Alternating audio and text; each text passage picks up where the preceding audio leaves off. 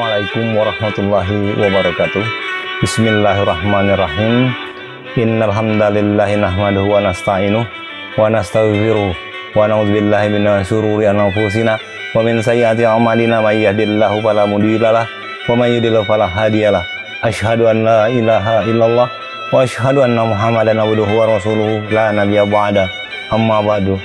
Sahabat sekalian, alhamdulillah berjumpa lagi kita pada kajian yang ke-83 kali ini. Pada kajian yang ke-81 yang lalu kita telah membahas amalan zikir sir, dan masih ada satu zikir lagi, yaitu zikir kolbu. Namun sebelum masuk kepada kajian tentang zikir kolbu ini, kita harus memastikan terlebih dahulu bahwa 6 tahapan fundament menjadi sufisme sudah diamalkan secara istiqomah terlebih dahulu. Untuk itu, pada beberapa judul kajian ke depan, saya ingin mengajak teman-teman semua untuk mengkaji amalan-amalan saleh yang terkait erat dengan aktivitas keseharian kita. Di mana pada kajian yang lalu kita sudah mengkaji tentang apa itu ma'rifat, yaitu keyakinan akan tauhid terkait membaca ilham sampai kepada bersikap sebagai makhluk sosial, sebagai sufisme kontemporer yang tetap beraktivitas layaknya orang-orang dalam skala umum.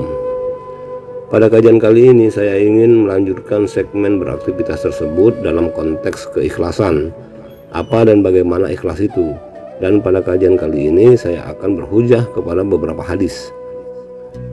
Sahabat sekalian, ikhlas adalah terkait kepada semua amalan salih, dan amal salih ini adalah salah satu tahapan fundament juga. Baik amal soleh itu berupa amalan duniawi maupun ukhrawi. Dikatakan amalan saleh jika niat pengamalannya adalah lillahi ta'ala, yaitu hanya mengharapkan ridha Allah semata, yaitu amalan yang sengaja dilakukan sebagai bentuk ketaatan kepada Allah Subhanahu wa ta'ala dan mengharapkan ridhonya serta menghapus segala bentuk keburukan yang ada.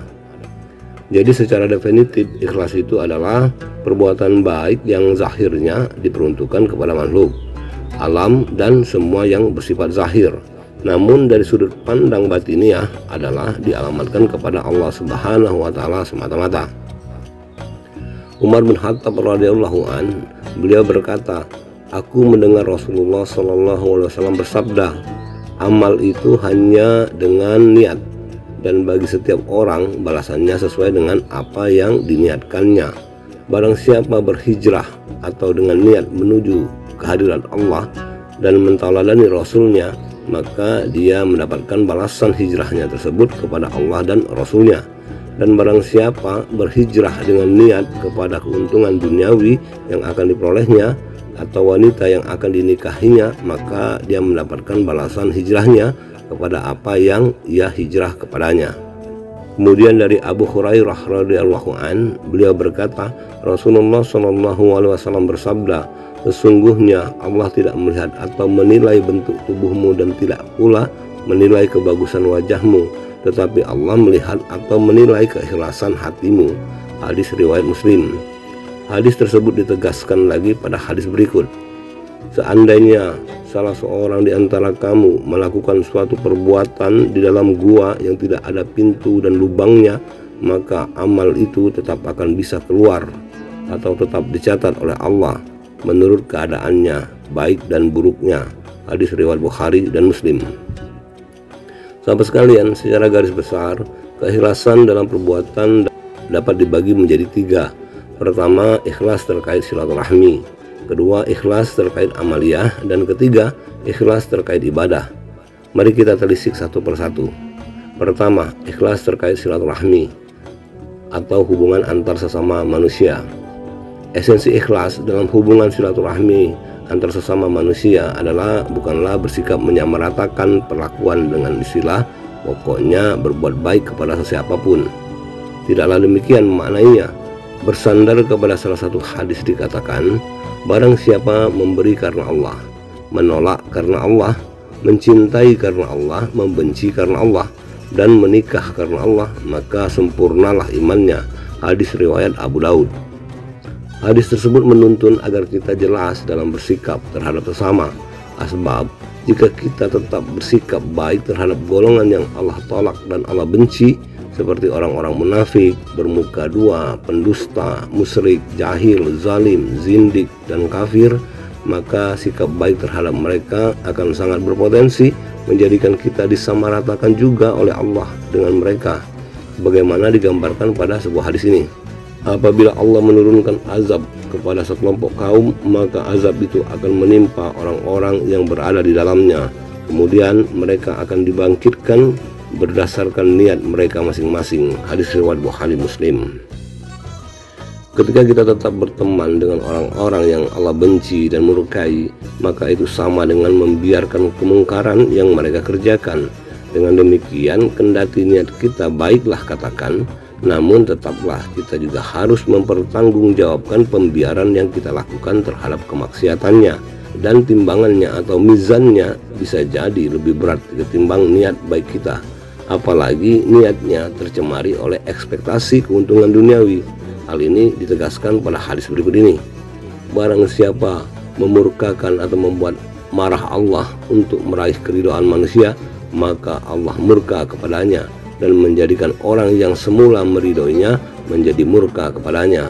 Namun barang siapa meridhokan Allah atau meskipun dalam kemurkaan manusia, maka Allah akan meridhoinya dan meridhokan kepadanya orang yang pernah memurkainya, sehingga Allah memperindah ucapannya dan perbuatannya dalam pandangannya. Hadis riwayat At-Tabrani. Pada realitas kehidupan ini, dalam bersikap terhadap golongan orang-orang yang Allah benci dan murkai, ada dua kelompok manusia dari kalangan awam agama. Yang satu, mereka yang mengambil sikap menyamaratakan dengan berbuat baik kepada siapapun dengan ekspektasi mencari keuntungan. Dan yang kedua adalah mereka menyukai karena menguntungkan dan membenci karena merugikannya. Kebanyakan manusia hanya berfokus kepada keuntungan dan kerugian duniawi belaka. Inilah realitanya. Kemudian lagi yang kedua, ada lagi kelompok orang-orang merasa diterima amaliyahnya, meskipun di dalam hatinya dia mengharapkan keuntungan duniawi, sebagaimana diceritakan pada hadis berikut ini. Dari Abu Hurairah radhiyallahu an, Rasulullah sallallahu alaihi wasallam bersabda, apabila hari kiamat, maka Allah akan menghukum di antara para makhluk dan semua umat bertekuk lutut. Yang pertama akan dipanggil ialah orang yang pandai Al-Quran, orang yang mati berperang, dan orang kaya.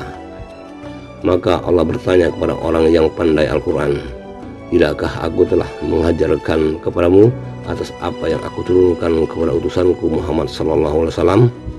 Orang tersebut menjawab, benar Tuhanku. Kemudian lagi firman Allah, lalu apakah yang telah kamu lakukan atas apa yang kamu ketahui itu? Orang tersebut menjawab, aku telah mempelajarinya di waktu malam dan mengamalkannya di waktu siang. Kemudian firman Allah, kau berdusta. Malaikat pun berkata, dusta kau. Sebenarnya engkau hanya ingin digelar sebagai qari dan ahli dalam Al-Quran, dan sudah disebut sedemikianlah dirimu di dunia.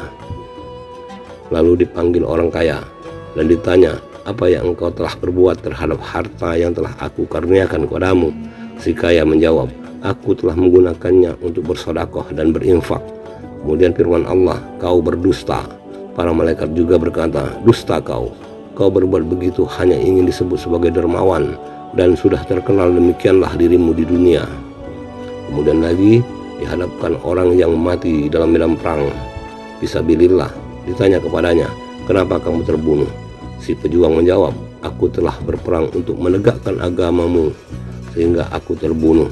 Allah berfirman, kau berdusta. Malaikat juga berkata, dusta engkau. Engkau hanya ingin disebut sebagai pahlawan yang gagah berani, dan sudah disebut sedemikianlah dirimu di dunia. Kemudian Nabi SAW bersabda, hai Abu Hurairah, ketiga orang itulah yang pertama dibakar dalam api neraka pada hari kiamat. Na'udzubillah. Hadis ini menjelaskan bahwa apapun amaliyahnya, jika niatnya tercemari oleh selain Allah, maka sia-sialah semua amaliyah itu, dan pelakunya akan dilemparkan ke dalam neraka jahanam. Jadi sebagai seorang muslim, di dalam beramaliyah seharusnya hanya berfokus kepada pelayanan kita kepada Allah semata, karena dikatakan pada salah satu hadis Rasulullah SAW bersabda, barang siapa memperbaiki hubungannya dengan Allah, maka Allah akan menyempurnakan hubungannya dengan manusia. Barang siapa memperbaiki apa yang dirahasiakannya, maka Allah akan memperbaiki apa yang dilahirkannya secara terang-terangan. Hadis riwayat Al-Hakim. Kata menyempurnakan di sini adalah bisa jadi Allah menjauhkan kita dari orang-orang yang Allah benci dan Allah murkai, dan mendekatkan orang-orang yang Dia rahmati. Dan inilah buah manis amaliyah, yaitu keuntungan di dunia yang sesungguhnya, yaitu Allah sempurnakan kehidupan kita, sehingga insya Allah sempurna pula lah kehidupan kita di akhirat kelak. Sahabat sekalian, kemudian yang ketiga yaitu ikhlas terkait dengan beribadah.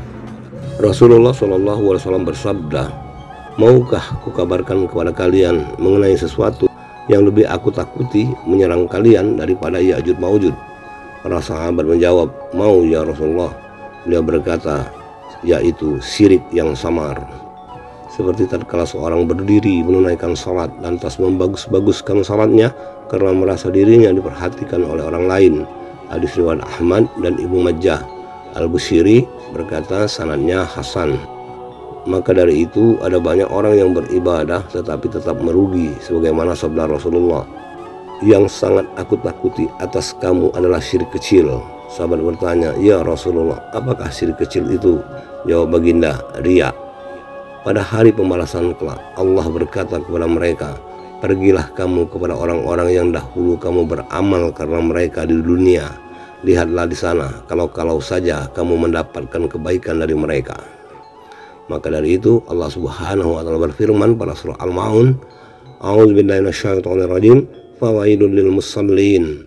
Maka celakalah orang yang sholat. Mungkin ada yang bertanya, mengapa sholat malah celaka? Allah Subhanahu wa taala menjelaskan pada ayat selanjutnya. Allah Subhanahu wa taala berfirman, "A'udzubillahi minasyaitonirrajim, allazina hum an salatihim syahun." Yaitu orang-orang yang lalai terhadap salatnya. Surah Al-Maun ayat 5. Ayat ini menjelaskan bahwa kecelakaan bagi orang-orang yang salat itu karena lalai, yaitu kelalaian dari niat, maksud dan tujuan dari salat yang bukan karena Allah, tetapi karena selain Allah, yang direalisasikan dalam sikap riya.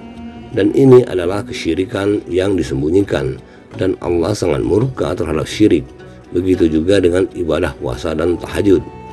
Dari Abu Hurairah radhiyallahu an, Nabi SAW bersabda, "Ada kalanya orang yang berpuasa tidak mendapatkan apa-apa dari puasanya kecuali lapar dan dahaga, dan ada kalanya orang yang bangun malam tidak mendapatkan apa-apa dari ibadatnya kecuali mengantuk, yaitu tidak mendapatkan pahala dari amalnya."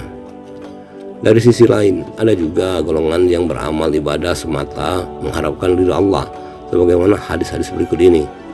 Seorang sahabat berkata kepada Rasulullah, "Ya Rasulullah, seseorang melakukan amal kebaikan dengan dirahasiakan, dan bila diketahui orang, dia juga menyukainya atau merasa senang." Rasulullah SAW berkata, baginya dua pahala, yaitu pahala dirahasiakannya dan pahala terang-terangan. Hadis riwayat Tirmizi. Kemudian lagi hadis berikut ini, agama ialah keikhlasan atau kesetiaan atau loyalitas. Kami lalu bertanya, loyalitas kepada siapa ya Rasulullah? Rasulullah SAW menjawab, kepada Allah, kepada kitabnya Al-Quran, kepada Rasulnya, kepada penguasa muslim, dan kepada rakyat jelata. Hadis riwayat Muslim. Kemudian lagi perihal nafkah.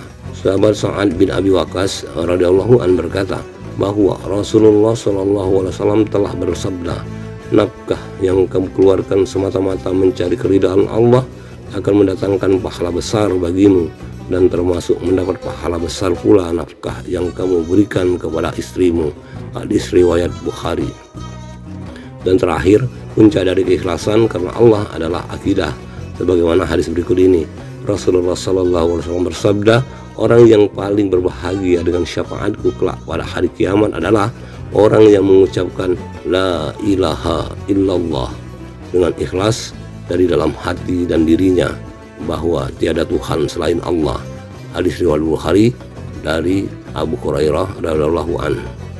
Sahabat sekalian, demikianlah kajian tentang ikhlas ini. Semoga kita semua digolongkan ke dalam golongan orang-orang yang dirahmati, sehingga dikaruniai kepahaman yang benar terhadap arti dan makna ikhlas sesungguhnya. serta dimudahkan dalam pengamalannya. Semoga kajian ini mengilhami dan membawa kebaikan yang banyak dan Allah meridhai. Amin ya rabbal alamin. Sahabat sekalian, demikianlah kajian kita kali ini. Semoga dengan kajian singkat ini kita mendapatkan kepahaman yang holistik dan universal. Untuk itu dan ini saya mohon undur diri.